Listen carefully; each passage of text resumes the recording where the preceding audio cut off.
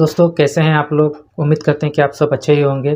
तो आज की इस वीडियो में हम आपको एक बहुत बड़ा जॉब के लिए अपडेट बताने वाले हैं। तो अपडेट बताने से पहले अगर आप हमारे चैनल पर नहीं आए हैं तो प्लीज़ चैनल को सब्सक्राइब कर दीजिए।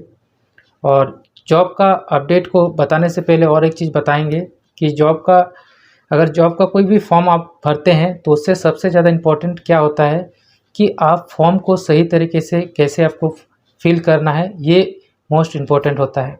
तो वीडियो के लास्ट में आपको हम बताने वाले हैं। तो जस्ट इस फॉर्म को भरने के लिए मात्र 10th पास होना चाहिए। बताने वाले हैं कि एसएससी जीडी कांस्टेबल का रिक्रूटमेंट निकला है। अगर टोटल वैकेंसी का हम बात करें तो 24,369 पोस्ट है इसमें। ठीक, ये जो वैकेंसी है किन किन पदों के लिए निकला है तो हम आपको बताना चाहेंगे। BSF, CISF, CRPF, SSF, NCB and Assam rifle के लिए ये वैकेंसी निकला है।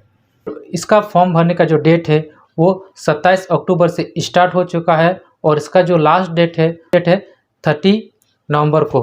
तो आप लोग आराम से और इस वीडियो को देखने के बाद आराम से जानकारी पूरा प्राप्त करने के बाद इसको आप भर लेंगे। एप्लीकेशन फ़ीस की बात करें तो जनरल, ओबीसी और ईडब्ल्यूएस के लिए 100 रुपीज़ पे करना पड़ेगा। और अगर आप एससी, एसटी या फीमेल कैंडिडेट है तो आपको कोई भी फीस एप्लीकेशन फ़ीस पे नहीं करना होता है। उसके बाद अगर हम एज क्राइटेरिया का बात करें तो मिनिमम जो एज है 18 एज होना चाहिए और मैक्सिमम 23 होना चाहिए। और अगर आप एससी, एसटी श्रेणी में आते हैं तो उसके लिए आपको कुछ एज में छूट मिल सकती है। फिजिकली के लिए बात करें तो आपका जो हाइट होना चाहिए वो जनरल, बीसी, एससी के लिए 170 सेंटीमीटर और एसटी में जो आते हैं वो 62.5 सेंटीमीटर होना चाहिए।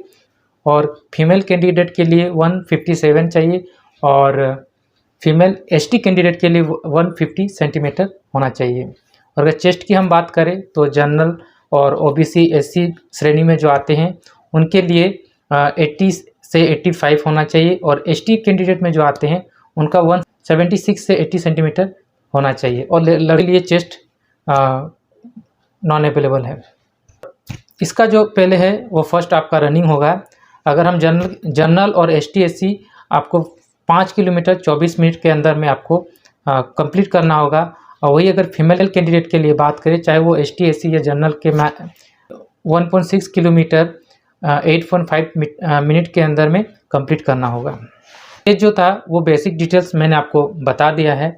और इसका जो पूरा पीडीएफ फॉर्मेट है, जो वैकेंसी का जो पीडीएफ फॉर्मेट है वो मैं लिंक डिस्क्रिप्शन के नीचे पीडीएफ का मैं लिंक दे दूंगा, उसको आप डाउनलोड कीजिए और बारीकी से भरिए। अब आते हैं इस बात को लेके कि फॉर्म को कैसे भरा जाए। तो आपको मैं बताना चाहूँगा, जितना आप टाइम देके, जितना अपना समय देके आप डिफेंस के लिए तैयारी करते हैं तो उतना ही आपके लिए ये इम्पोर्टेंट रहता है कि आप फॉर्म को जब आप फिलअप करेंगे तो वो बहुत करेक्ट जो तरीका है वो करेक्ट होना चाहिए। चाहे आप वो आप खुद से ऑनलाइन अप्लाई कर रहे हो या चाहे आप किसी साइबर कैफ से अप्लाई कर रहे हो, तो आपको भी फॉर्म जब आप अप्लाई कर रहे हो, सामने आप बैठे रहो तो उसको आपको भी जानकारी होना चाहिए कि फॉर्म को कैसे भरना है। तो चलिए हम कुछ बेसिक बताते हैं, जिसको आप सही तरह से भरते हैं तो आपका फॉर्म रिजेक्ट नहीं होगा। नहीं तो अगर थोड़ा सा भी गलती आपका पाया जाता है तो आपका जो वो फॉर्म है वो रिजेक्ट कर दिया जाता है। एसएससी का जो वेबसाइट है वहाँ पे आपको 1 टाइम रजिस्ट्रेशन करना होता है।